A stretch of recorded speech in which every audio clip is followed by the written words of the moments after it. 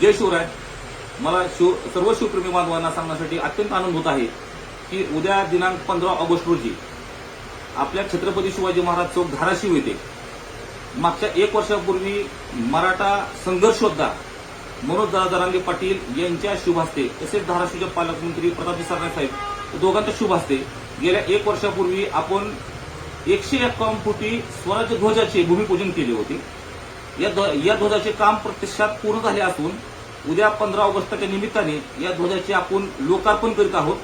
तरी उद्याच्या या कार्यक्रमासाठी धाराशिवचे पालकमंत्री प्रताप सरनाईक आणि धाराशिवचे खासदार ओमदादाराजे निंबाळकर हे दोघे उपस्थित असणार आहेत आणि या दोघांच्या वतीनं माननीय मनोज जरांगे पाटील यांना निमंत्रण देखील दिलेलं आहे.